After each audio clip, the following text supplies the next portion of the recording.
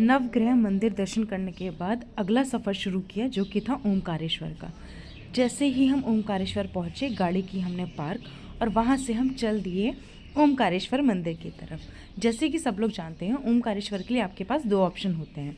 एक होता है बोट का ऑप्शन, दूसरा होता है पुल से भी जा सकते हैं। हमने सबसे पहले प्रभु को प्रणाम किया नर्मदा नदी तट से। फिर हमने ली बोट और बोट के सहारे हम लोग पहुँच गए मंदिर के लिए दर्शन करने के लिए। और दर्शन इतने अच्छे हुए ना कि शायद उसकी कल्पना भी नहीं थी। बोट में बैठ के और जैसे बाबा पास आ रहे थे, एक्साइटमेंट और बढ़ती जा रही थी कि फाइनली हम पहुंचने वाले हैं। और जब हम वहां पहुंचे, एक मन को सुकून एक अलग ही था।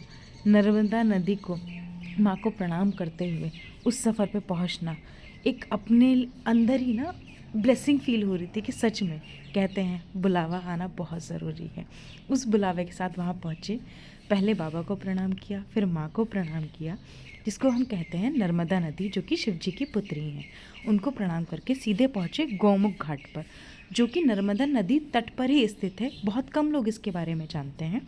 आपको अगर इन्फॉर्मेशन चाहिए कि एग्जैक्टली कहाँ पर है, आप मुझे कमेंट कर दीजिएगा, मैं आपको बता दूँगी। वहाँ दर्शन करने के बाद हम लोग निकल गए ममलेश्वर के लिए, क्योंकि कहा जाता है ओमकारेश्वर दर्शन करने के बाद अगर आपने ममलेश्वर के दर्शन नहीं किए तो आपकी यात्रा अधूरी है, या ये भी कहा जा सकता है कि आपका एक ज्योतिर्लिंग पूरा नहीं हुआ है, दर्शन मात्र। पूरे परिवार ने बहुत अच्छे दर्शन किए, बहुत अच्छे से सुकून के पल वहाँ बिताए, और देखा जाए तो सच में आशीर्वाद स्वरूप।